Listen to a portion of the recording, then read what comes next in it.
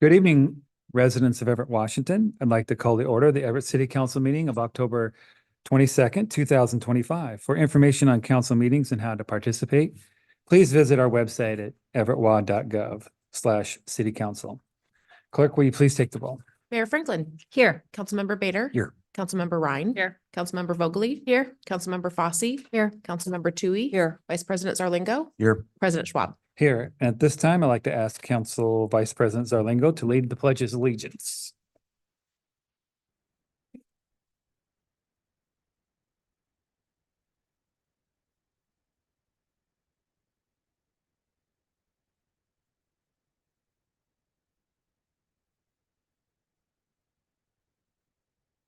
Thank you. And I'd like to ask Councilmember Bader to read the land acknowledgement. The city council wishes to acknowledge the original inhabitants of this place, the Stahopsha people and their successors, the Tulalip tribes. Since time immemorial, they have hunted, fished, gathered on, and taken care of these lands and waters. We respect their sovereignty, their right to self-determination, and honor their sacred spiritual connection with the land and water. We will strive to be honest about our past mistakes and bring about a future that includes their people, stories, and voices to form a more just and equitable society. Thank you. Before we go to old business, just for the agenda, action or item number 10, which was a consent item, is now going to be moved to an action item, and it will be the last item on our agenda. So it'll be after 17. Okay, on to old business. Do I hear a motion for approval of the minutes for October 15th, 2025? So move. Councilmember Ryan seconds. Motion and second. Clerk, please take the roll. Councilmember Bader. Yes. Councilmember Ryan. Yes. Councilmember Vogely. Yes. Councilmember Fosse. Yes. Councilmember Tui. Yes. Vice President Zarlingo. Yes. President Schwab. Yes. Okay, well, good afternoon, Mayor. Good afternoon, President Schwab, Council, and our community. I'm proud to be sharing my 8th budget address as your mayor. And I do want to start by thanking City Council members for your diligence and support as we've navigated challenges together. Council President Schwab, thank you for your leadership and partnership.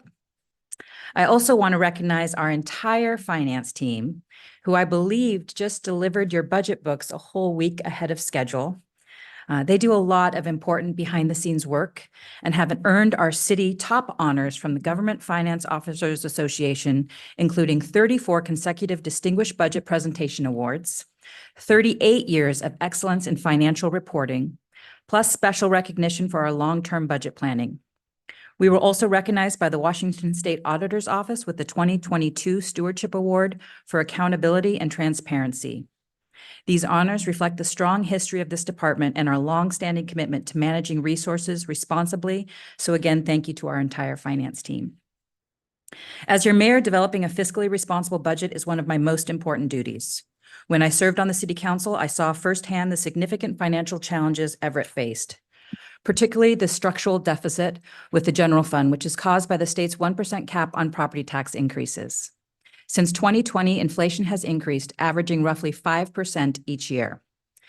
As our population continues to grow, so do the demands on city services. But under the current cap, our primary revenue source can't keep up. When I took office in 2018, the city's deficit had been growing for more than a decade and was projected to reach $22 million by 2022. We needed a new approach, one centered on tough choices, making our operations more efficient and growing our economy. Since then, we've closed nearly $100 million in total deficits, including $12.6 million deficit in 2025.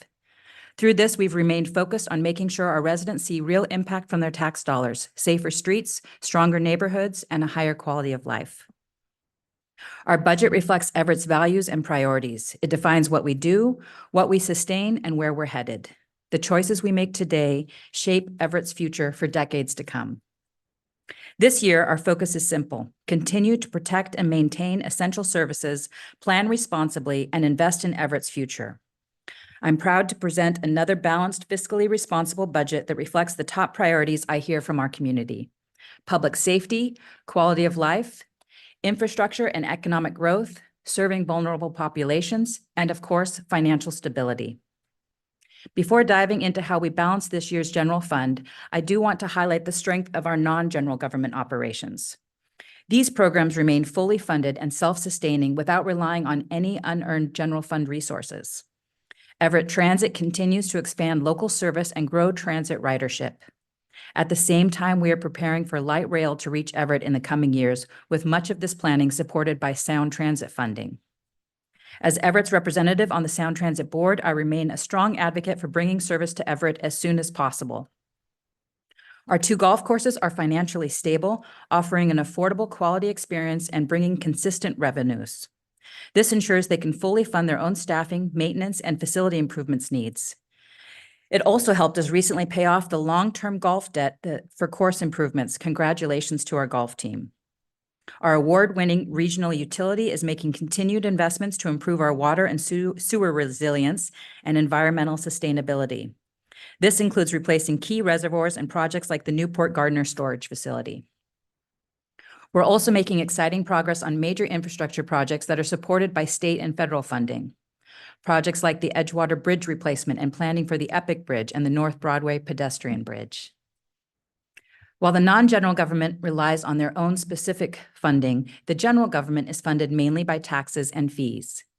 And like many Washington cities, Everett's general government fund faces an annual budget gap, $7.9 million for 2026, which is caused by the structural budget deficit.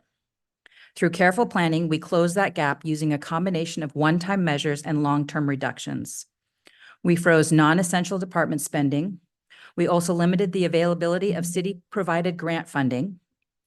We suspended our general fund contributions to programs with their own special revenue, such as street maintenance. We utilized remaining senior center reserves to support VOA's operation of the Carl Gibson Center. As one of the only cities that pre-funds its Left One pensions, we're making the strategic decision to suspend the 2026 contribution. Most cities pay as you go, covering the pension costs as they come up, and we plan to do so as well. Moving forward, I recommend a reevaluation of the pre-funding policy. There are good reasons that other cities don't do this, and we need to seriously consider if this practice should continue. Grants and outside funding continue to play a crucial role as well. We reallocated some of our remaining local COVID relief dollars to the general fund, and we continued to direct some hotel-motel tax revenues to support city-sponsored free community events and the Everett Performing Arts Center. SAMHSA funds are maintaining our alternative response programs, and criminal justice funding will sustain the work of our violent crime unit. Together, these steps balance the 2026 budget, protecting essential services Everett's residents rely on every day. Despite economic challenges over the past many years, I'm proud we've kept Everett's high bond rating and reserves healthy, a reflection of our commitment to fiscal responsibility. Part of those reserves is the fund balance, which continues to be a hot topic of conversation. Our fund balance is a tool that helps us maintain cash flow as revenues come in throughout the year. It is not an investment fund or savings account. The fund balance helps us pay bills on time, avoid short-term borrowing, and prevent service disruptions. Our policy is to have a fund balance equal to 20% of our annual revenue, and we've averaged about 30% over the last decade, which is us being very conservative. This provides ample financial protection and stability while still ensuring every available dollar we collect is reinvested into the community. The fact is, we don't collect tax dollars just to hold on to them. We only collect what's needed to provide essential services and keep our operations running smoothly. Our budget is a reflection of our priorities, and we consistently hear from our community that public safety should remain Everett's highest priority. My proposed budget builds on our significant progress by continuing to invest in our police department. We're proud to lead the region in law enforcement staffing. Today, we have the highest number of uniformed officers in our department's history. This past year, we welcomed a new school resource officer and expanded our bike unit and traffic safety unit. New tools like license plate reader technology have been a game changer. They're helping us apprehend dangerous individuals and recover stolen vehicles more quickly than ever. It's important to note the National Lookup Tool is a feature that we turned off last year to prevent access from other agencies, such as ICE. And we have an additional agreement with Flock that ensures our data is not shared without our express permission. Our 2026 budget sustains this work and looks to the future. We're rolling out our drone as first responder, which allows us to quickly deploy a drone to an incident. This will improve response times and provide increased situational awareness for our officers, keeping law enforcement and the public safer. Our work addressing violent crime will continue through new strategies and partnerships as we also maintain our strong recruitment and retention efforts. These investments are helping us reduce crime and ensure Everett officers have the resources, training, and tools they need to keep our community safe. Through strategic investments in staffing, training, and equipment, we're also supporting our fire department's ability to serve our growing city. To strengthen staffing levels, we introduced a program that brings on new recruits earlier before retirement occurs. This has reduced the need for overtime and is saving public dollars. We're continuing the successful EMS buprenorphine pilot program, which connects people to recovery and treatment options sooner. We rolled out 3 new fire trucks into service this year, and looking ahead, the 2026 budget keeps the momentum with sustained investments in staffing, specialized training, and equipment. These investments keep our first responders and communities safer. They ensure our fire and EMS are ready for today's emergencies and the challenges of tomorrow. Everett continues to lead with compassion and innovation in how we respond to behavioral health crises and human needs. Thanks to grant funding, we launched an alternative response program, the CARE Team, and expanded access to mobile addiction treatment with Emote. Since launching, these programs have helped thousands of residents in distress and reduced the burden on emergency services. Our 2026 budget sustains and strengthens this work while also continuing our human needs grants, supporting essentials like food access and shelter. Together, these programs are changing what local response looks like and creating a model of care that's effective and compassionate. Our city thrives when people have access to the support they need and spaces that encourage joy and connection. That's why, alongside public safety, we've invested in our parks this year, prioritizing maintenance and making park improvements to meet the needs of all ages, abilities, and interests. This past year, we celebrated a new dog park, multiple new playgrounds, updates to neighborhood trails, and more. My proposed budget continues our work enhancing our tree canopy through our urban forest initiative. This program came up during a recent visit with some very compassionate 4th graders from the Port Gardner Parent Partnership.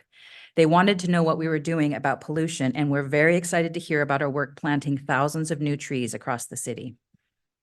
This budget also includes investment that expand recreation opportunities and better connect our residents to the great outdoors. Construction will begin on the Eclipse Mill Park at the riverfront, creating new access to the Snohomish River. And work will continue on the new multi-use outdoor recreation complex at Forest Park, which will help address demand for pickleball courts. We'll be updating the Jewel Nielsen, Edgewater, and Garfield parks, including new, more accessible playgrounds. These projects are about more than parks. They're about building a stronger, healthier Everett where everybody, people of all ages, can connect, play, and thrive. And we're investing in our Everett Public Libraries, ensuring they remain a safe and welcoming place for families, students, and anyone seeking support. This year, we hosted a variety of free public programs for visitors of all ages, such as story times, craft workshops, language support sessions, and legal clinics. Through their programs and the resources they have available, our libraries support literacy, provide access to job search tools, connect people to social services, and encourage learning. My proposed 2026 budget sustains our library funding and protects the important services they provide. These are essential to keeping Everett residents connected, informed, and inspired. This budget continues our ongoing support for economic development citywide. In recent years, our impactful investments have helped make Everett the best place for businesses to grow and thrive. This includes relaunching the Everett Chamber, thanks to funding from this council, modernizing our permitting system, advocating for infrastructure investments, and maintaining the high quality of our streets and utility systems. As a result, we've seen increased interest in Everett, welcomed many new businesses, and issued record numbers of business licenses. Thousands of homes have been built across the city, and more homes are currently underway. Our downtown, riverfront, and waterfront and the Everett Mall continue to attract new investment. These successes reflect years of work developing and implementing our economic development strategic vision. My proposed 2026 budget builds on this momentum. Soon, we will have nearly all our customer service staff in the Everett Municipal Building, creating a true one-stop shop for city services. We're also continuing our work to be future-ready by investing in the essential infrastructure our residents and businesses rely on, like our water and sewer systems.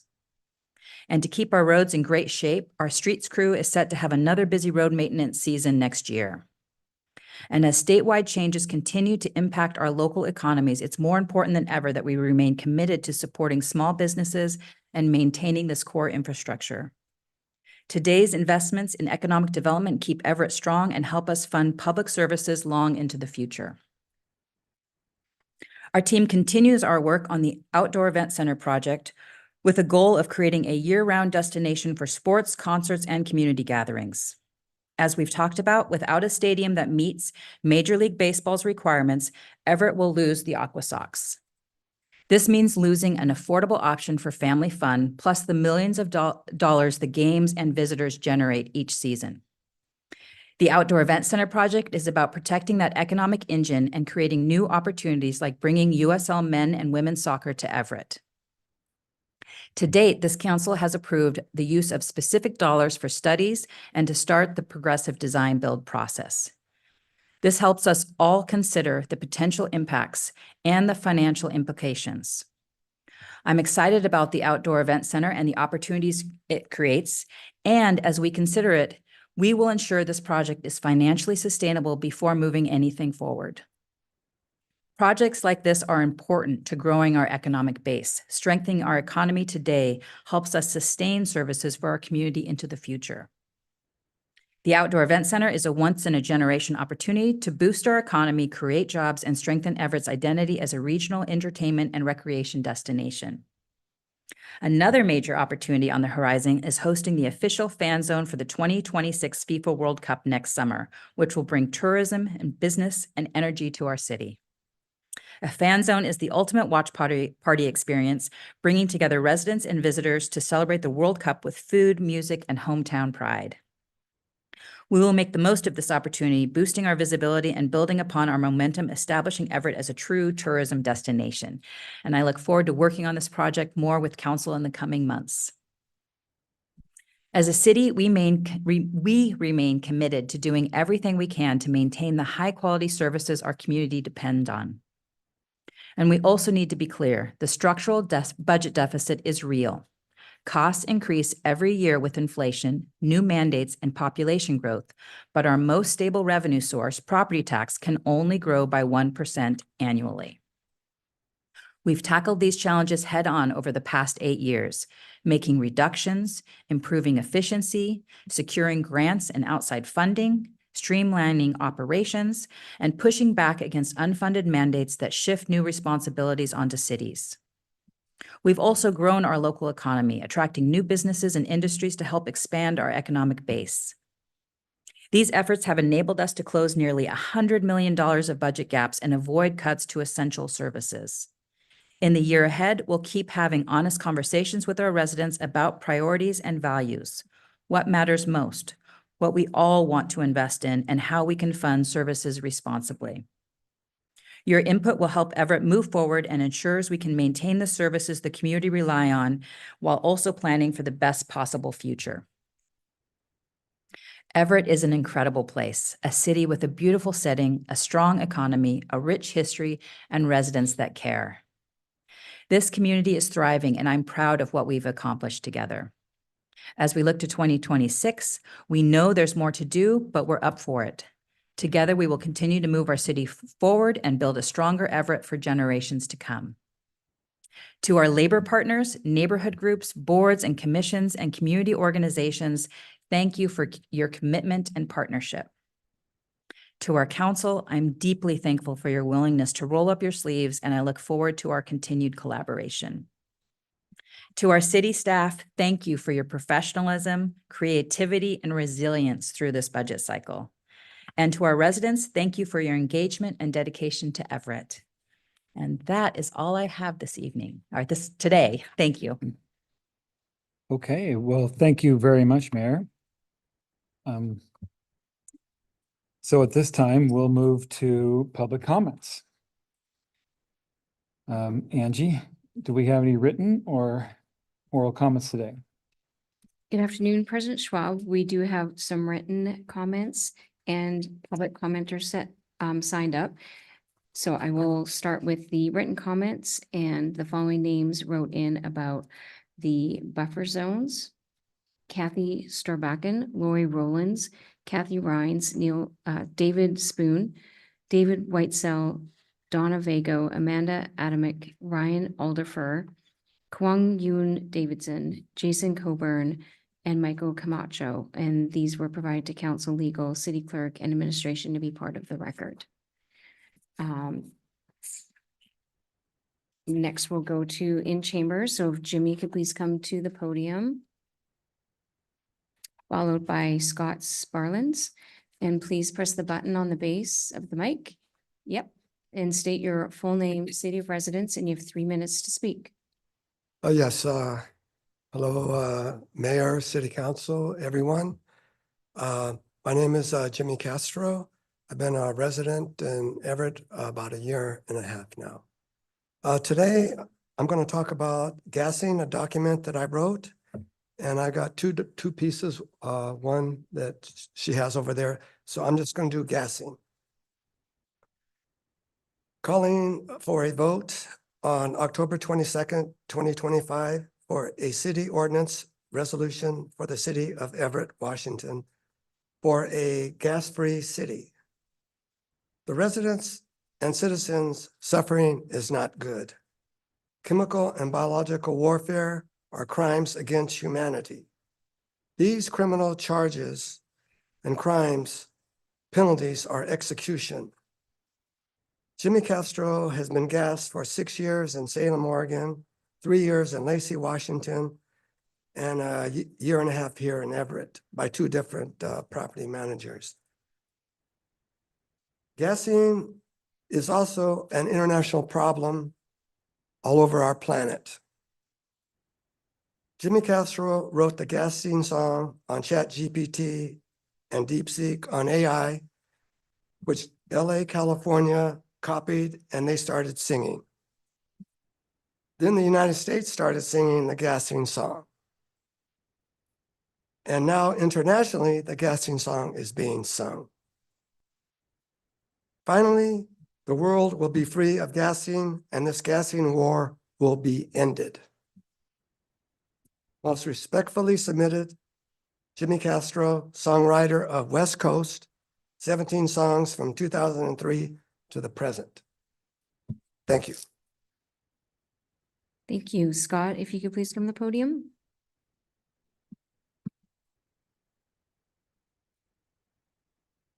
And please state your full name and city of residence, and you have 3 minutes to speak.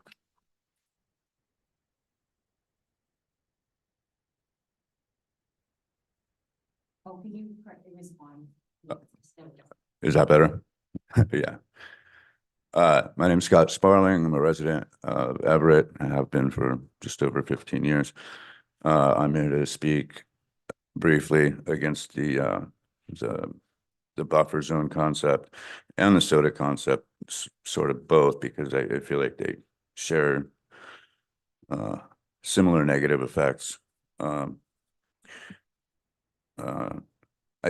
feel like the whole concept of the soda essentially infringes on everybody's rights and freedoms of movement and assembly.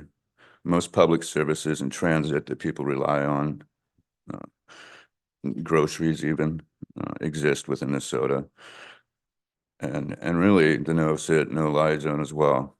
And while I hear that people subject to soda can get permission to appear at, say, a court date with quite a bit of difficulty, I hear. It seems that soda just opens the door for anyone to be stopped, to be checked whether they're authorized to be there. And I don't know why more people aren't up in arms about this. Second comment.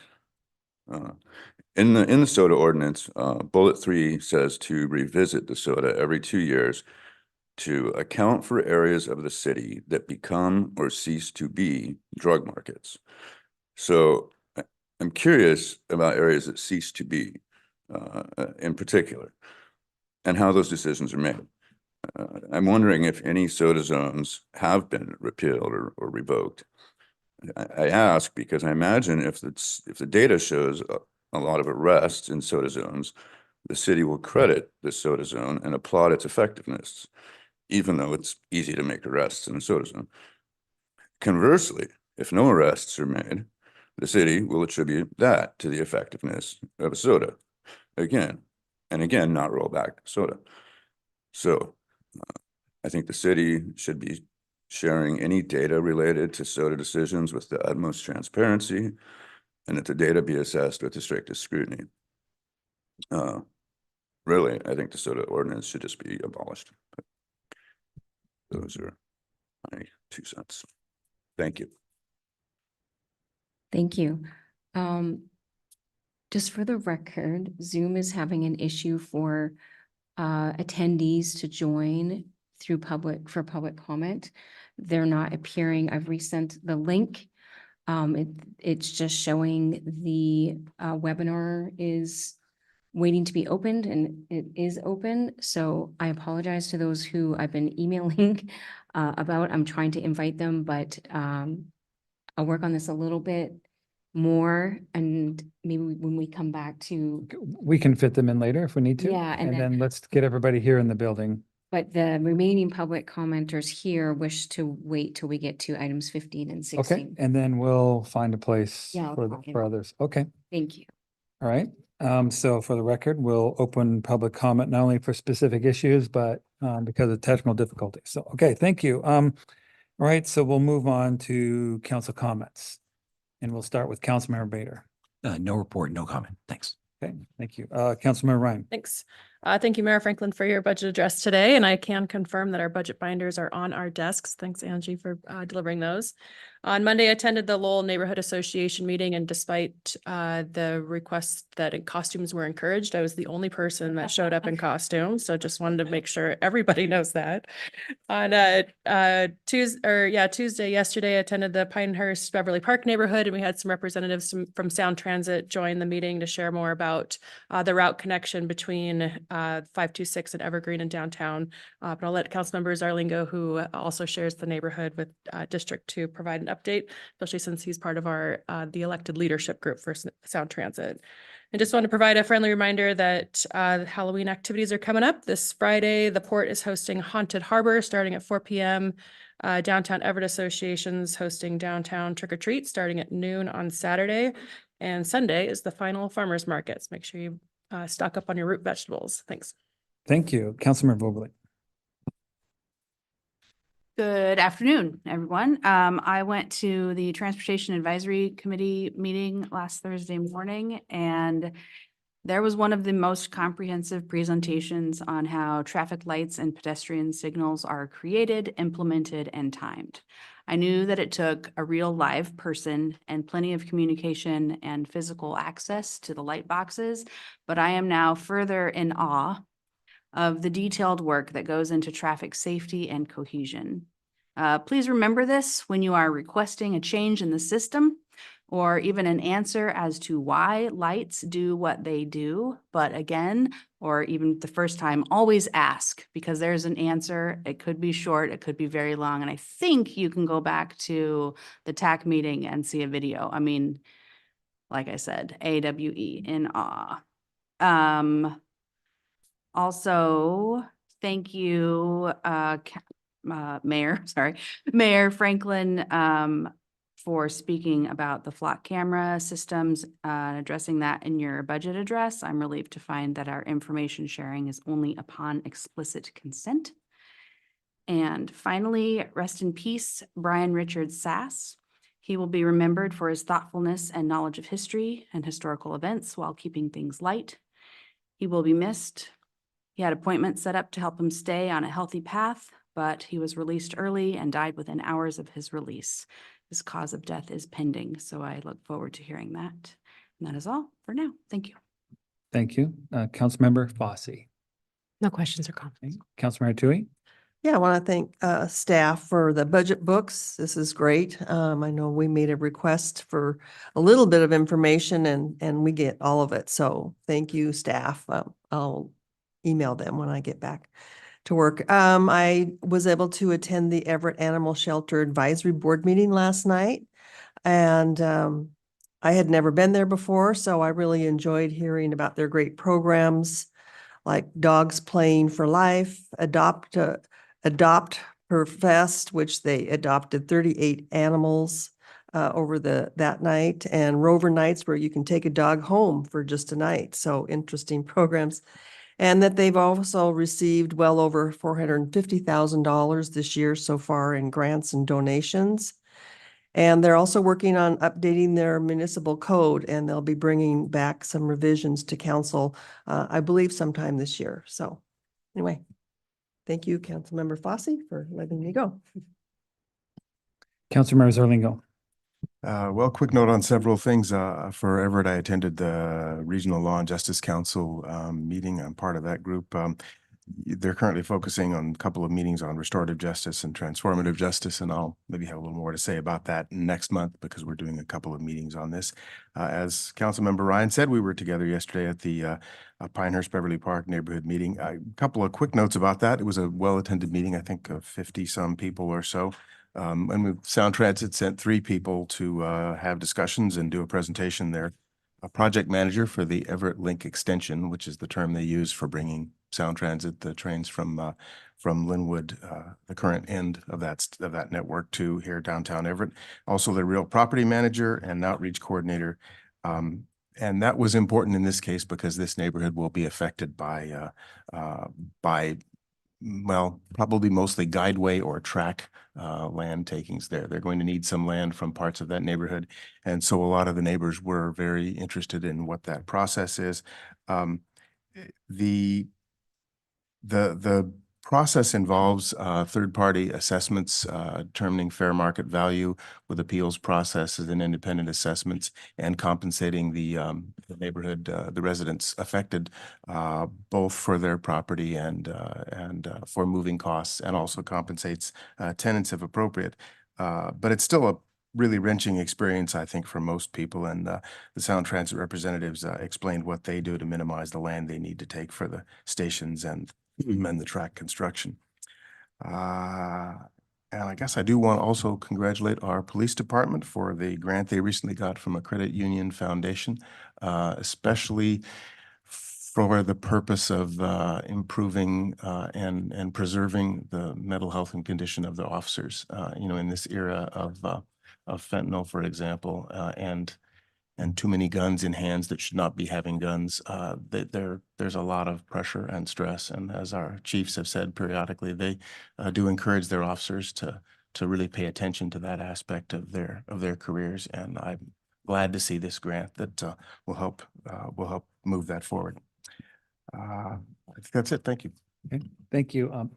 Angie, do we have any public speaking online? Not just yet. Okay, thank you. All right, so we'll move on to administrative report. Good afternoon. Yes, good afternoon. I don't have a report. Okay, how about our city attorney? We're asking for a 10-minute executive session to discuss 4 litigation matters encompassed in agenda item number 10, which we'll get to after executive session, with council action to follow and no report. Okay, thank you. All right, so we'll move on to our consent items. We have 9 of them because 10 has been changed to action item. Do I hear a motion? Councilmember Bader will move consent items 1 through 9. Seconded. Okay, motion and seconds been made. Clerk, please take the roll. Councilmember Bader. Yes. Councilmember Ryan. Yes. Councilmember Vogely. Yes. Councilmember Fosse. Yes. Councilmember Tui. Yes. Vice President Zarlingo. Yes. President Schwab. Yes, okay, we'll move to item number 11, second reading. It's been read into the record. Are there any questions or comments from council for item number 11? Okay, moving on to item number 12. It's been read in the record. Are there any questions or comments from council? Okay, seeing none, both of these will be, the final reading will be October 29th. All right, so let's move on to item number 13. Council Bill 2510-56, first reading. Adopt an ordinance creating a special improvement project entitled City of Everett Police Boathouse Project. The third and final reading will be November 5th, 2025. Are there any present? Okay, no, nothing presentation. Are there any questions or comments from council? Okay, seeing none, we'll take that on next week. And our third reading is November 5th. All right, moving on to item number 14, Council Bill 2510-57, first reading, adopt an ordinance creating a special improvement project entitled Cedar Hall and Recreational Building Demolition. The third and final reading will be, once again, November 5th, 2025. Is there council report or administration report? Okay, is there any questions from council? Okay, so 14 has been read in the record.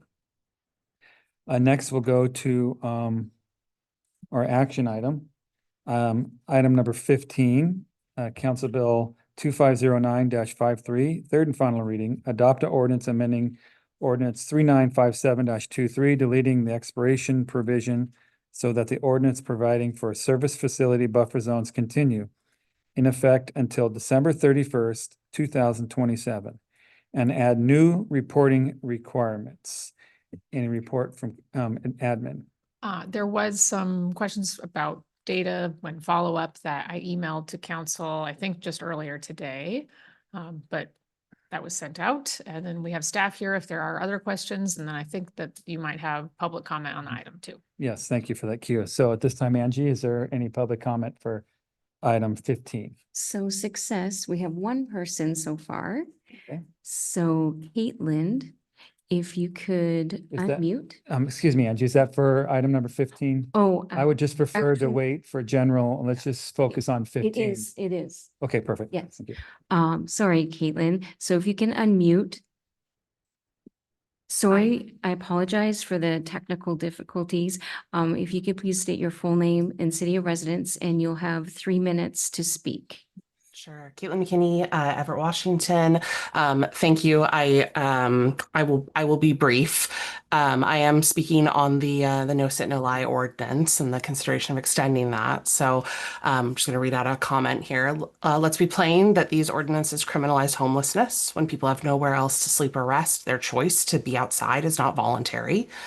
These laws disproportionately impact vulnerable populations, making the simple fact of being unhoused a punishable offense, and arresting or fining people for resting in public places contributes to an ongoing problem of mass incarceration and diverts resources and attention from the only interventions that have shown to actually be effective, providing housing and services. The pressure that's imposed by no sit, no lie ordinances is forcible displacement just as much as encampment sweeps, and it disconnects people from resources and from their communities. Homelessness gets discussed in these big ways, but it affects real people, our neighbors, our friends, our community members. And no sit, no lie won't solve homelessness, poverty, or addiction. It's not a solution. It isn't going to make people who are experiencing homelessness more amenable to services. It creates the opposite dynamic. More huddling in doorways, more huddling behind bushes, more hidden drug use and drug overdoses that aren't found in time for help, more trauma, more distrust of the city and the services that are offered, more crime. People who are experiencing unsheltered homelessness deserve to have their health and their well-being protected, their choices respected, and the ability to maintain connections within their formed community. Their voices are the ones that should be listened to when considering something like this. And I would beg that each of our city council members talk to your constituents, not just the business owners or the landlords or the homeowners, but the unhoused people who are also your constituents and who have been and will be further impacted most by the extension of this ordinance to truly understand the choice that you're considering. I think this ordinance will cause direct and immediate harm, and I think the people who it will harm most deserve to be heard from. Thank you. We have another person, but that's in regards to items 11 and 12. So, Yeah, let's just wait. Let's focus on this issue. Thank Okay. you. So go to the people in chambers. Thank you. All right. So Jose, if you could please come to the podium. State your full name and city of residence, and you have 5 minutes to speak, and followed by Greg. Good early afternoon, Mayor, City Council. Today I'm here to talk about the buffer zone. I live right across from Compass Health, and you're very aware of the issues that we keep having. But what I wanted to let you know is that the buffer zone has opened up more collaboration between the city, police, Compass Health, and the neighborhood. This includes the monthly meetings and communication lines that did not exist before. Removing the zone prematurely could signal that the situation is solved, when in reality, we're still in a fragile stage of progress.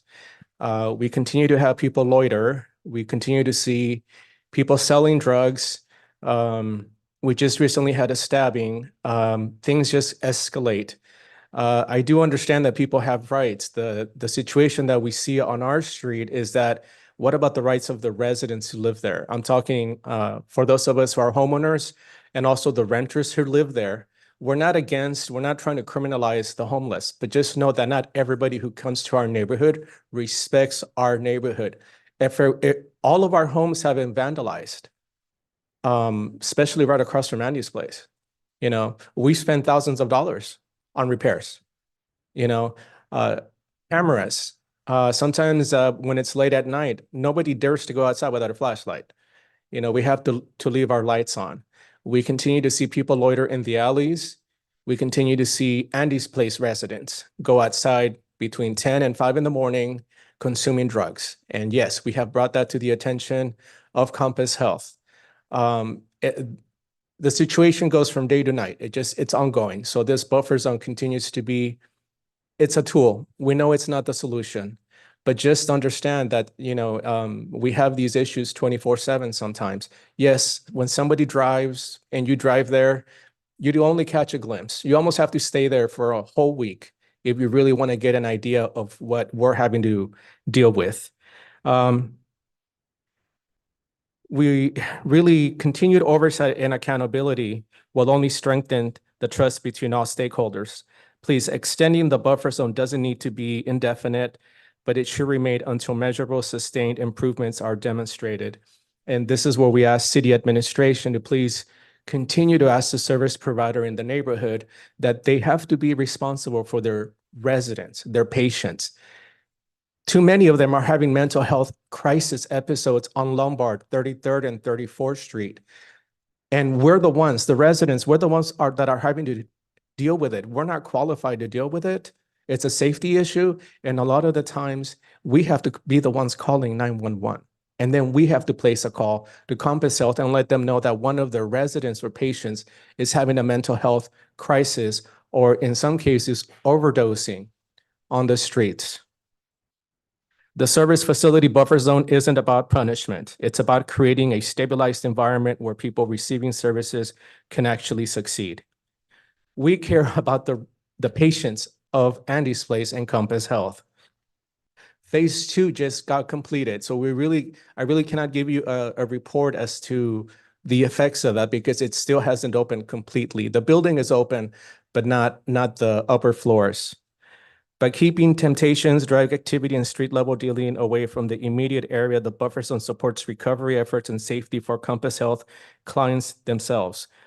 When the area surrounding a facility is chaotic, it undermines the very services meant to help people get back on their feet. We're very mindful of people's rights. We're not here to trash people who are dealing with addictions. We want them to get the best care. This is a ping pong where we go back and forth between Compass Health, the service provider, and the residents and the city, where sometimes it's not their responsibility, but it's their patient. Or in some cases, people come in and loiter and they're here to sell drugs. The petty theft, we know that it's not going to end. But this buffer zone gives us one tool to be able to remove people who are coming in and gathering in our neighborhood, which is why I'm here to speak on behalf of my neighborhood and ask that you please extend it for another 2 years. Thank you. Thank you. Next, if Greg could please come to the podium, followed by Joe. Please state your full name, city of residence. You have 3 minutes to speak. Okay. My name is Greg Tisdall. I'm from Everett, and I'm here to speak in favor of the extension. I do not live in that particular district, But I do live in the newly created no set, no lie zone, and I'm here to tell you, changed our world. Tenants, I'm in the industrial area, 38th and McDougal, and for over 40 years, we've had the problem, but we were able to control it ourselves. But as you know, in the last few years, it's gone. I, as the fellow before, I've got friends and other business associates that live in that area, and they are hoping that you make the right decision in their favor of it as well. You guys know I'm a contributor. I've given hundreds of thousands of dollars to these homeless people. I care about them. I want to help them. But as that other fellow said, they don't have any respect for our property. Zero. I have had to, until this no set, no lie went in, I had a person on staff that came in at 3 a.m. to wash the steps so that the employees could come in and not have to step in stuff. They have no respect. Anyway, I don't want to go into that.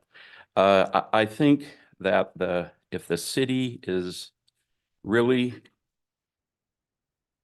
which I believe the city is, but if we are really going to move forward, I think this is one of the things, because you go to friends in Linwood or you go to friends in Marysville and they say, oh, we'd like to come to dinner, but got to clean up the streets. And I applaud you. I know it's a hard decision, but if we're going to move forward, I think it's got to be extended. Thank you. Thank you. Joe, if you could please come to the podium, followed by John. Please state your full name and city of residence. You have 3 minutes to speak. Joe's Lab. I live at Lake Forest Park, Washington. Mayor Franklin and council members, thank you for your service. I know these aren't always easy decisions to make, but someone's got to make them. I was on the fence about coming in today, and I was like, eh. And then I got an email today about one of my tenants' car just got broken into last night. This is over on Rockefeller Avenue, downtown core area. Our security system went down and the gates were up. And what happens? People come in and start wrecking our stuff. This has been years and years and years. I raised young children on that block back in 2001, 2002. I think we moved off and went over to Norton in about 2007. I wouldn't think about having kids on that block right now. I have tenants. There's not many young kids there. I don't think there's any. It's a rough part of town still. But I will say the buffer zone has been a big success for the city. I was here during the debate about 2 years ago. It went late. It was very late, actually. And there's a lot of dire warnings about how it was going to criminalize homelessness and, basically kick all the NGOs out of the neighborhoods. That didn't really happen. I think the metrics that have been shared are pretty reasonable. The police officers have been given tools to come in and do what they need to do, and they're not doing mass incarcerations. I think there's been very little of that. But the neighborhood has had a marked difference in the last 2 years, marked difference. I work on Wetmore right there. I help manage buildings there. Big difference. Say 3 years ago, the place was a zoo. People camped out, dealing drugs on the sidewalk, right, on Rockefeller, 2600 block, where there's a county-run homeless shelter there. People would come in and prey on those people. Not all those people are, there's a whole group of people there. There's a lot of people who don't want to be there. There's people who they're coming to do, bad things. And this ordinance helps the police come in and not just post a little piece of paper saying you have to move in 72 hours. No, they can say, hey, buddy, it's time to go. Let's go get you hooked up with some intervention people to get you into a shelter. If you don't want to do that, let's move on to another place. You're not doing this in downtown Everett. It has helped the viability of the downtown business owners. There's a lot of pressure on them to keep their windows from being broken, have clients come in and feel like they're safe. Colby Avenue was a very vibrant block some years ago. And I think this buffer zone laws helping to maybe bring some of that back. There's a long way to go still, but I encourage you to vote to continue this. It was a big success. Let's keep it going. Thank you. Thank you. John, if you could please come to the podium, followed by Richard. John Klosterman. Please state your full name and city residence, and you have 3 minutes to speak. Hello, everybody. Oh, Yeah, no, press that again. yep. Hello, everybody. Thank you for letting me speak to you. My name is John Klosterman from Everett. And I wasn't going to say anything, but the 10 Commandments are right outside there. And although in this setting, it does seem to be somewhat theocratic, it does imply a certain moral underpinning to the proceedings in this building.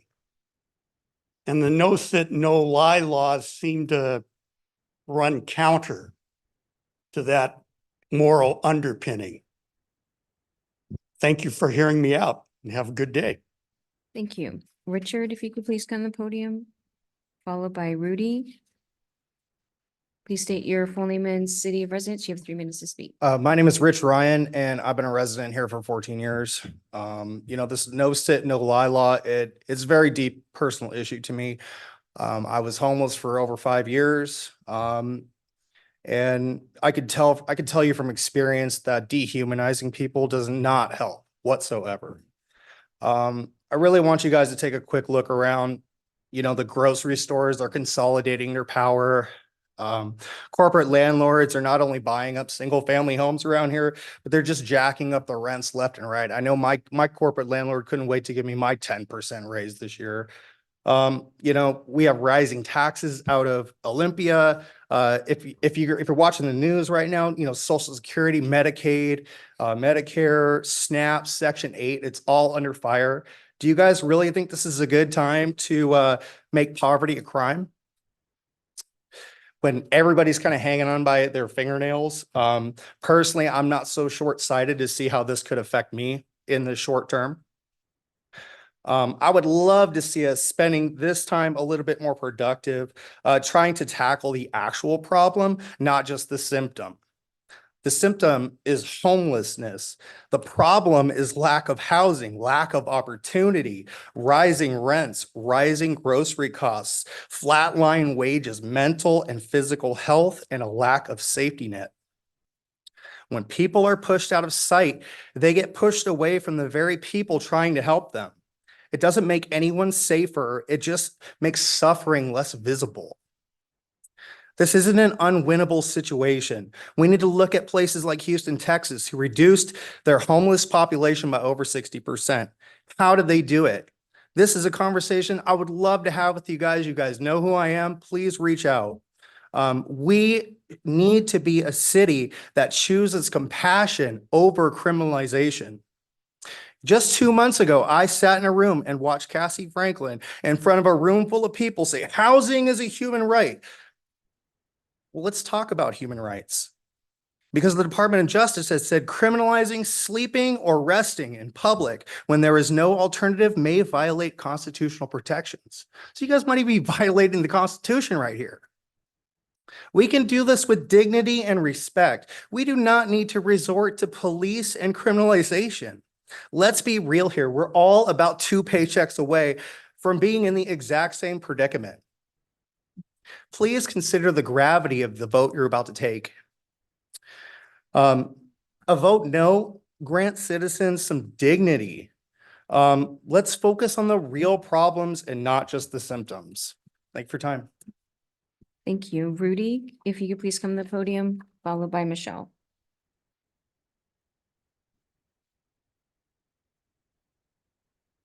Please state your full name and city of residence, and you have 3 minutes to speak. My name is Rudy Castro. I'm actually from North Bend, but I became homeless here in Everett. So I've been on the street for 6 months, and I have read the buffer zone guidelines and complied with all the specified instructions. I don't know what to do or what I'm doing wrong, but I get talked to by the police officers almost at least 3 to 5 times a week on things and stuff. I came here not to make things harder for us, but to bring my daily struggles to your attention. I'm a person who doesn't fit your criteria as a drug user or a mental health problem. So there's not really anything that the navigators have offered me that gives me any type of housing. I also have a dog. Thank you for the park. And so, you know, that keeps me from getting shelter and stuff. So um, aside from that, you know, not trying to get arrested or, you know, I try to follow all the police guidelines. Um, telling me that they will arrest me if I keep doing the same things since I've done this for like 6 months. I'm not doing it by choice. I'm doing it because that's how long it's taken the people that are supposed to help me get housing and stuff to try to house me. And like I said, you know, I don't meet the criteria. So I just wanted to let you guys know that, you know, because there's a lot of people out there that are actually not drug users or people who just lost their houses. And, you know, there's nothing really being offered and stuff for people like us. So thank you for hearing me. Thank you, Michelle. If you can please come to the podium. You state your full name and city of residence. You have 3 minutes to speak. Hi, Michelle Pendergrass. City of Everett, District 1, Precinct 13, PCO.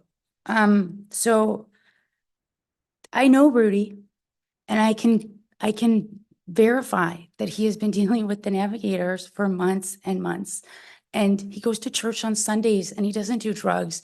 And he's just trying to not get arrested and be able to sleep at some point and not get, you know, beat up by various, you know, whatever. Like he's just trying to survive. And it's heartbreaking to see just how much effort he has to put into just, you know, holding out, trying to survive while he's also trying to find work.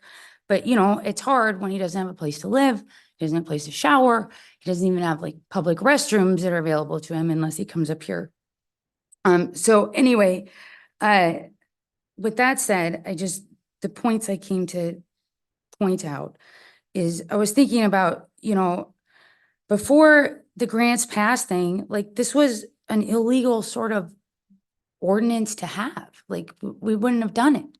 And it seems like yesterday it was, or day before yesterday, it was illegal to send troops into a state or a city without, you know, probable cause and a governor who wanted it. And now that's legal. But is it right? I have a feeling everyone on this council would agree that that's not right. That against the mayors and the governors, you know, explicit saying there's no fires, don't come. And it looks like they're coming anyway. But we know that's wrong.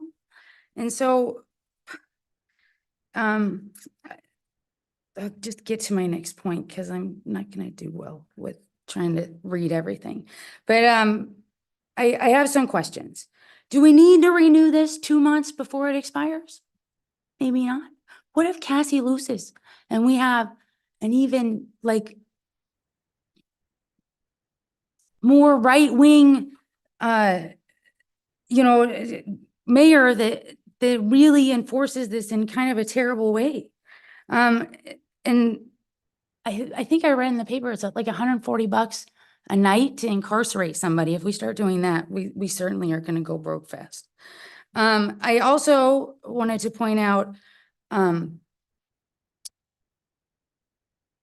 what else? Oh yeah, could we consider having a place where it is okay for homeless people to go? Like, what about that big plot of cement where the Waits Motel used to be?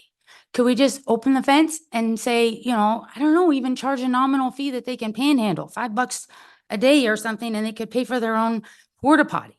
But I mean, it's just something. Oh my gosh, time's already up. Do I have 1 minute? That's it. That's it? Okay. Well, Go thank ahead. you for listening. Go ahead and do you have, okay, thank you. You have Uh, one final, My final thought is, would you consider, if not postponing, maybe making it a no sit, no lie, no litter policy instead of or no, just no litter. We could have it just be no litter. Okay. Or we could have it be something where we could still give people a scarf on a 30-degree day. thank you. That is all we have for in chambers, and then we have the other individual on Zoom for back to 11 and 12. Okay, we'll wait on that. Okay. Thank you. Okay, at this point, we've had administrative report opportunity, we've had public comment, and before you is action item number 15. Council President, I'll move item number 15. Okay, the motion is made. Is there a second? Seconded. Okay, motion and second made. So now it's time for if council have comments or questions. Councilmember Mobley. I just want to let everybody know that my catalytic converter was stolen less than a mile from my house and I'm not in a buffer zone. And that the pandemic was in 2020. Much of the crime from all around occurred during and directly after. And people have finally been getting their stuff together lately and crime is going down all over the city. That's some of my comments towards the commenters.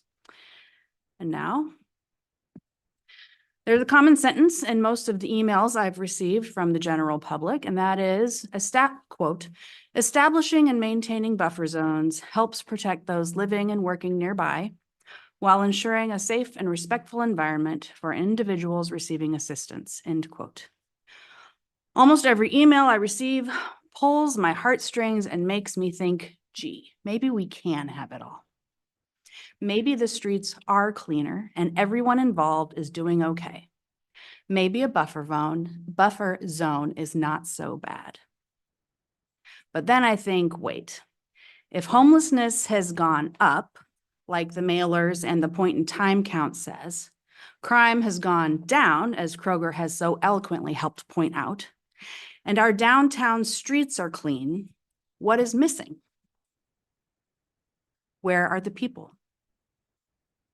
I've received some stories that paint a very different picture than the one being fed to the council and to the public, and I can tell you that people are worried and they are feeling harmed.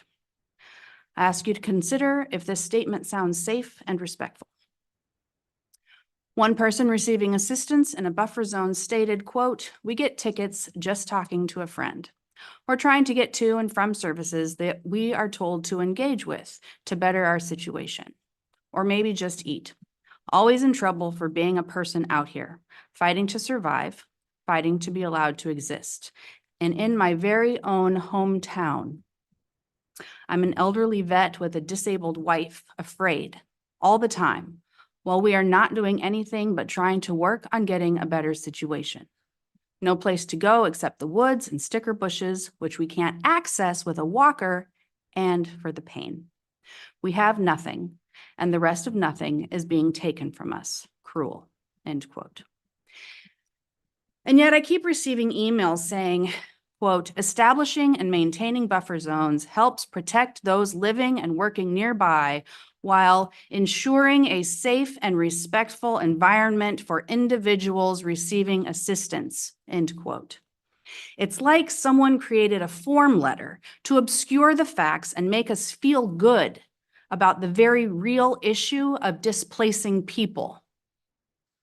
We are being told that because social workers show up and offer to help a person call 211 and get into the coordinated entry system, that this is somehow compassionate.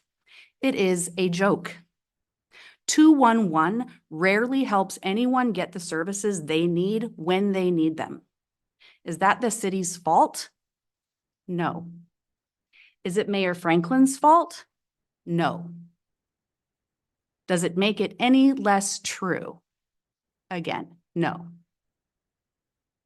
Another person receiving services in a buffer zone states, it's a, quote, stupid waste of money victimizing the already struggling people.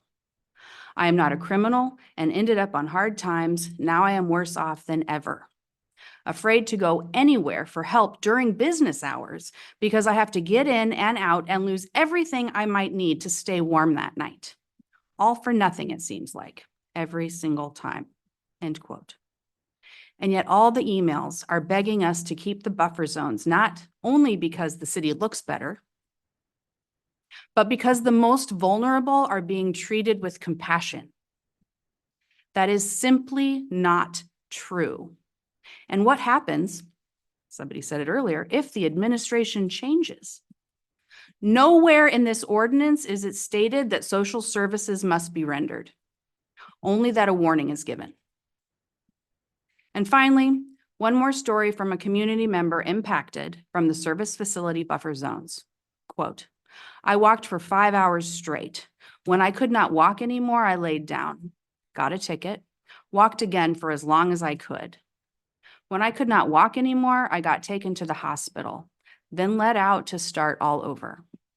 We need housing options to be real and available for Social Security income and real low income, to be able to go home and not be stuck on your precious sidewalks." End quote. These statements are from the people who have been swept into the sticker bushes and hospitals. I want you to know that these laws are not compassionate. I want you to understand that our clean streets come at a cost, and not just the cost of the street sweeper machine. Whether in jail fees, legal fees, or human rights abuses, the cost is high. The majority think the vulnerable populations are benefiting from balanced compassion and accountability. You see the clean sidewalks. You do not see how they get clean. Sitting up here making decisions for the people, one doesn't often hear from the disenfranchised because they are too busy drowning. When they do show up, it's only after years of abuse at the hands of the powerful. They've lost hope and don't speak the same language that we do, and yet they still need to be heard. They still have a valid story to share. They have been wronged. We can still help them if you put your ideals before your power grabs. If you could understand that there's enough money for us all to have our basic human needs met, but when we fail to tax the wealthy and help to create billionaires, no one benefits but the very few we've allowed to steal our decency. Tax the wealthy, tax the corporations, fund housing, fund hospitals, fund community food stores, fund childcare, fund social infrastructure. Then and only then will we be able to treat the social wound with the compassion it deserves. Until then, this Band-Aid is being applied to a neck wound. No one is going to make it. And if you think we are, you are lying to yourself. I've been up here for 8 years now, and this isn't about what's right. It's about who keeps what power. And I hope that when I'm gone, you'll look for truth on your own. Ask yourself who benefits and who is suffering silently. I obviously will be voting no on this ordinance. Thank you very much. Any other questions or comments from council? I have a couple clarifying questions. Yeah, sure. If we can ask, Admin? staff. Yeah. So can you remind me, has anybody been fined or arrested or anything either for violating the no sit, no lie or the food provisions restrictions? I think I'll handle that one. Lacey Offit from the city attorney's office. There have been no convictions of this, but the buffer zone ordinance in the 2 years since it has been enacted.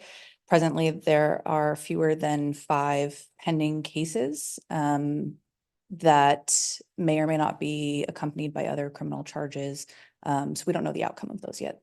So you say convictions, but it's still people that, how many people that got wrapped up, I guess, in the system? I think we had 7 arrests or, pardon me, let me pull up those numbers so I can speak clearly. And I know that many times arrests are for various reasons. I'm wondering how many of these are various things tacked on And they, How many only buffer zone? yeah. I don't have that data in front of me. I apologize. What I can tell you is that there have been 7 criminal charges in total, representing 6 separate defendants. One individual was cited twice. I don't know about arrests. Roughly half of those began as 911 calls.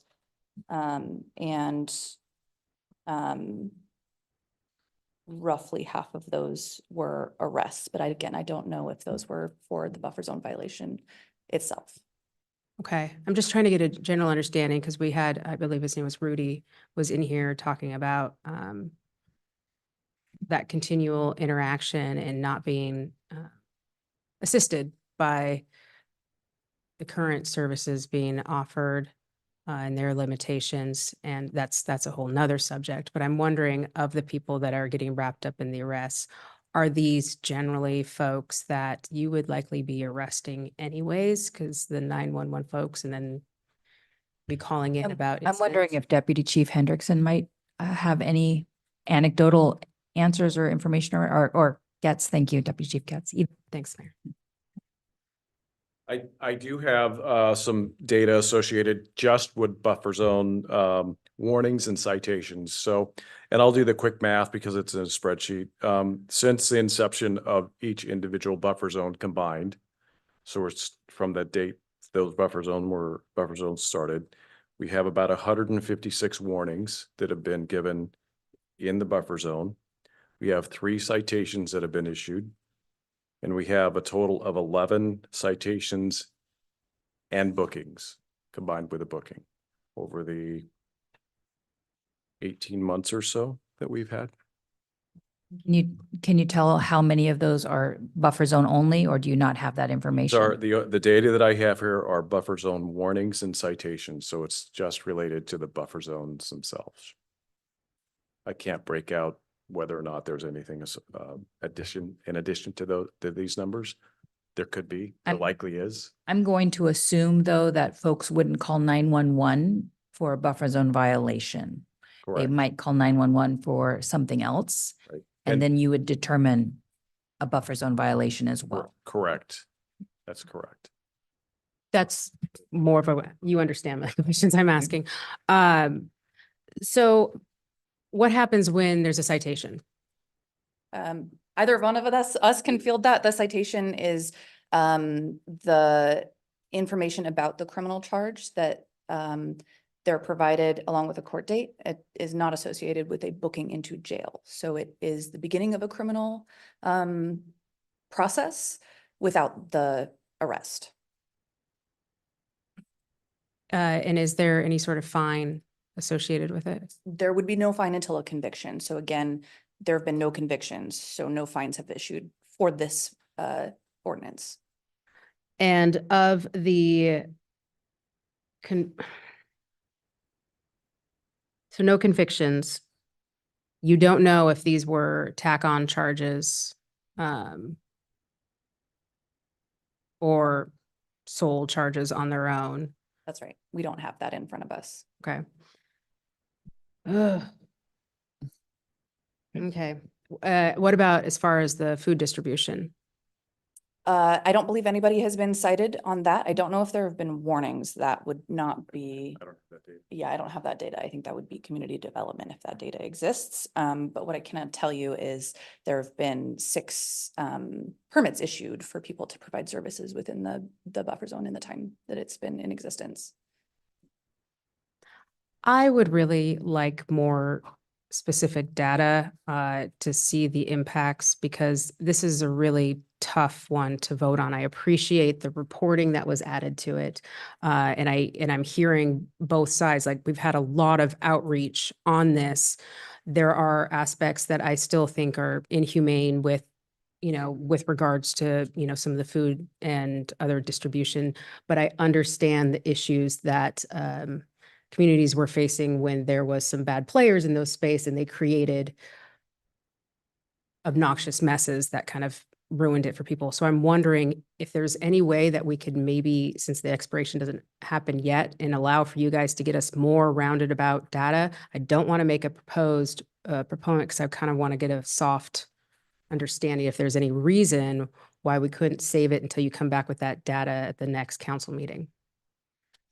What was the, That would be, excuse me, that would be, if you wanted to table, that would be a decision, not a discussion amongst there. I don't want to hear admin's opinion on that, but if you want to It table was it, more of like a timeline thing, if there was something we were effective butting a up tabled against. motion. 'Cause from my understanding of the sunset date, we're not close to it quite yet. could you be more explicit about the data that you are looking for? Yes. Of the people that have been impacted and put into the court systems, I'm curious how much of those, like the reasons why, like who are the people that are getting these citations? Are these the folks that the ordinances and the buffer zones have been helpful for keeping them away from preying on vulnerable populations? Because I know that is one aspect of it. Or are these folks that have the mental health capacity issues, the ones that are not necessarily bad actors, just caught up in the wrong place, wrong time? What are the conditions? Are these people that likely already would have been arrested, or these 911 calls that are going out there and there's other, violence or other things going on there, and this is just a tack on? And then if so, what does that do?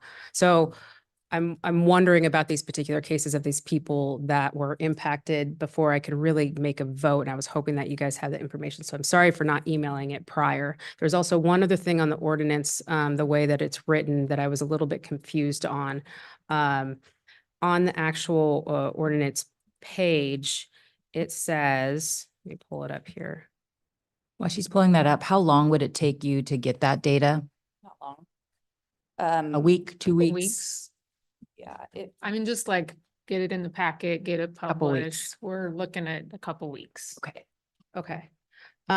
So in there, it says, chapter 9.54 EMC will expire on December 31st, 2027. I appreciate being reasonable about the expiration date and, just extending the due date, or the sunset, of that. I see very clear that you guys did that. So thank you for doing that and not having just never ending. But then the immediate sentence afterwards, it says chapter 9.54 EMC will remain in full force and effect until the city council repeals or otherwise amends it by ordinance. That's not the same thing. It would remain in effect unless you could repeal it before that sunset date, I guess is Okay. what that's supposed to articulate. Is Okay. so that it's going to be in effect until that date, unless you all So chose to repeal it. It So would you make still more have that sense, power. remains in effect, and otherwise amends by ordinance or hits the sunset date. I think is what would make it more clear for me. Something like that. Is anyone seeing what I'm seeing? Okay, It's just the so end of- you would like the language clarified in the, It's in does the it end need to of- be? I mean, I understand the interpretation. David Hall, what's your, Section 1. So it's that stuff. So you sort of otherwise amends it by ordinance. I mean, like, cause it's, I don't know, the attorneys wrote it and they found it clear enough, I guess, but. But Maybe a yeah, I mean, thing, of but- course we could add more language. it was just because technically it does remain in full force and effect, but it does not give ode to the sunset. And on the cover page, it says adopt an ordinance, deleting the extra, but continue in effect until December 31st, 2027. So it specifically says, like, on the cover page, it makes more sense to me there because it stipulates that it's not remaining in, Will remain in full force and effect until December 31, 2027, or until city council repeals or otherwise amends it. yeah, that's more accurate and clearer to me. Okay. And I know that's just nitpicking on it. well, excuse me, does that meet the intent of the legal requirement if we change that language? I think it meets the intent of being more clear. Okay, I just want to make sure that before we start changing, thank you, council member. Okay. But Councilmember Fosse? Council Were there President, if that's an amendment, then I will second that amendment. Okay, is that a form of amendment? Yes. Okay, there's a second. I guess at that point, then we have discussion on the amendment. Thanks for parliamentarian Mr. Bader. So is there any comment on the amendment? Okay. All right. Oh, I'm sorry, Councilmember. Just real quick, thank you for catching that, and I see that now, and I appreciate you bringing it up. Okay. So clerk, please take, we'll take a vote on the amendment. Councilmember Bader. Yes. Councilmember Ryan. Yes. Councilmember Vogely. Yes. Councilmember Fosse. Yes. Councilmember Tui. Yes. Vice President Zarlingo. Yes. President Schwab. Yes. Okay, Councilmember Fosse. And I would like the information on this because it will kind of impact the direction I want to go to vote. My vote may not matter this way or that with what we're going to have, but I would, if my colleagues are amenable to it, I don't want to hold up things unnecessarily if my vote doesn't really matter in this case, but I would like the additional information to understand more of the population that is being impacted. Because I do see some of the value of the ordinance when it comes to protecting vulnerable people from predatory loiterers, because I've seen that firsthand. I'm just trying to see if that is outweighing the harm for a temporary stay on this. Okay. So do I need to make a motion to table it? Just You would so if we you, get more if data? that was your intent. Okay, then I motion to table it until we can get more clear data back, but not to exceed. Okay, a motion to the table's been made. Is there a second? Second. Okay, now my understanding, there's no debate on the table motion. Is that correct? Correct. All right, so clerk, please take the roll to table the Council Bill 2509-53. Councilmember Bader. No. Councilmember Ryan. Yes. Councilmember Vogely. Yes. Councilmember Fosse. Yes. Councilmember Tui. Yes. Vice President Zarlingo. No. President Schwab. No. Okay, on to the motion as amended. Oh, it's, what's that? So we can't take that, we can't take the motion that I made originally in the council members Zarlingo second until, because it's now been There were tabled. 4 votes to table. Yeah. Okay. I'm just going to rescind I did not vote to table it, so. I do not want this You were- issue tabled. Councilmember Tui Okay, voted. so what are you trying to explain to me then? Councilmember. Okay, we're not Ryan- we're not Ryan- voting on the motion. We're still in discussion. It's been The tabled. motion has been tabled, No, I did not vote to motion to, but Tui did. oh, you did? Okay, sorry. Okay, then it's been tabled. That's it.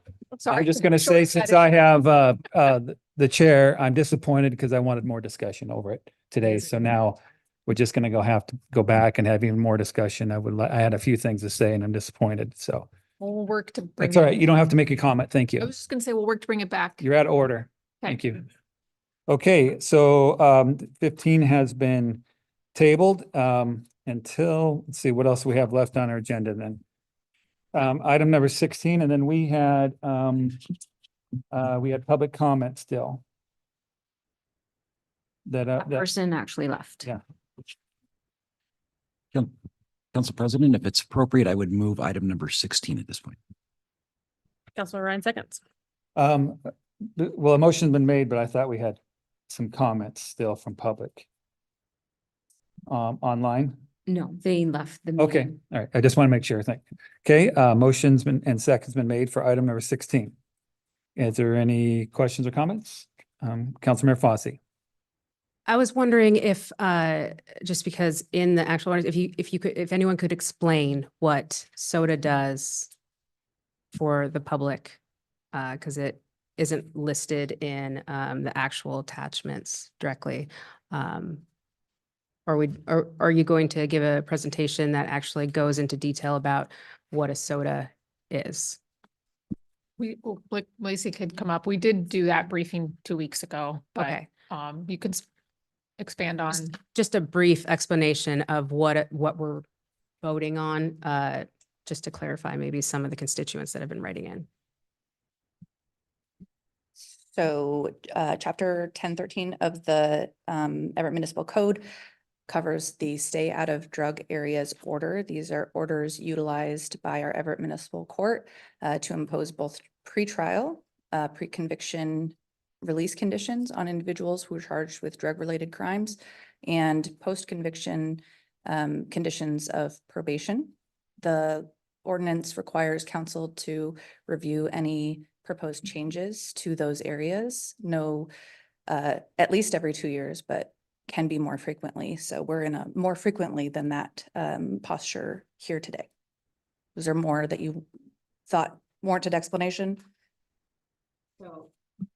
So in effect, it is keeping people who have these offenses from going in these particular areas that might be sensitive for some reason or another, likely to have lots of incidences reported there in particular. The areas identified by police data and passed by council are identified areas of high drug trafficking areas within the city. Yes. Thank you. Councilor Vogely. Two things. One's gonna be easy, and it's been answered previously, but not this year. Where did it just go? Okay, that easy one that was just in my head disappeared. And so have there been any areas that have ceased to be? Oh, okay. The easy one is, what does it entail for a person that does have business within a soda area, but is not allowed there? What has to be gone through in order to get permission to ride the bus or go to an appointment? And then number two, have there ever been any areas that have ceased to be soda areas? Thank you. An individual who has a soda area has many opportunities to ask for exceptions to the soda order. First and foremost, when they are in front of a judge before it's ever imposed. If, for example, they live within one of the areas, that would be information that they and their attorneys would share, and typically do share with the court. If they are under these conditions, the vast majority of them do have an attorney. It would be exceedingly rare for them not to have an attorney, and only at their choice for them not to have an attorney. So if they suddenly had a need to be in one of the areas, contact with their attorney would allow them to petition the court for an exception. I can tell you that in practice, our court does not typically issue orders that contain all of the areas that are listed. Our courts are typically very judicious in only applying to an individual the areas where they've been frequenting in order to engage in drug trafficking. The second question, sorry, I'll answer that one really quickly. In fact, earlier this year, this council did remove one of the areas that the data wasn't supporting continued existence as a soda area. That was the Wiggins Hollow Park one. The data just didn't support that. 2 years before that, or maybe it was 4 years before that, we also removed another area. So it does happen with regularity.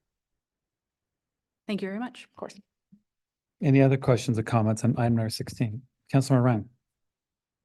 Great, thanks. And glad you got the outfit memo for today. Good work, good work. I wanted to bring up a concern that I had voiced a couple meetings ago with regards to the new soda zone, that it doesn't adjoin the current zone, and it leaves a gap along Rockefeller from Pacific to 36. So it's almost like this canyon of not having soda coverage. And so to me, that I have concerns that it leaves the residents on Rockefeller vulnerable to increased drug activity, because blocks on either side of Rockefeller have the zone, and then Rockefeller does not have the zone. The other two zones that kind of adjoin, that are, ancillary to the T that's already there, do adjoin. So this one doesn't. So it doesn't feel congruent with the other zones that have been put in place. I understand that generally speaking, the zones are have a central line that they follow, and then there's a standard blocks on either side of that corridor. But for this new zone, I would like to make a motion that the new soda zone from Pacific to 36th goes 3 blocks east to adjoin to the current zone and covers that Rockefeller Street stretch, and 2 blocks to the west where it's currently proposed. Mr. President, if that's an amendment to the main motion, then I will second that. Okay. All right, item 16, any questions or comments on that? Counselor Zerlingo. Is it appropriate and according to procedure for us to change that border zone without the data justifying it? Well, thank you for asking. It is appropriate to make the motion, but I think we do want to establish the data on the record. And That's right. Because of the way that the EMC is drafted, we do want to make sure that it's supported by information provided to council from the police department. So to that end, Sergeant Wallace is here. He has been provided with the data specific to that area, and so he can speak to that in order for the council to consider it. And for clarification, the amendment was to add Rockefeller. property to the okay, all right. Did they have that? I do have a couple slides printed out by our crime analysts that do show the data in that area. Rockefeller does have less data, but there is enough there that I would support it. Initially, we were staying on Colby and staying focused with that, being consistent with how the SOTA zones were run, but the data would support Rockefeller as well. Go ahead. You had a question? So with the extension of this and whether that incorporates anybody else that would be in violation, and now adding in a new area, how are they notified, or are they notified at all as a resident that may be in that space that this is a new area, so that they have to submit a appeal or? That's a great question. So for people who live in the area, there's no notification that they live within a SOTA zone. I suppose the public process by which it's happening is how they would get notice of that. For people who are subject to the SOTA orders, though, again, none of this happens without judicial action in front of the individual to whom the SOTA order is being applied. They are provided with the actual order. So it's a physical order. They are handed that. It describes all of the areas in addition to maps of the areas for the whole city. So if somebody has a SOTA order and they got one yesterday. Yep.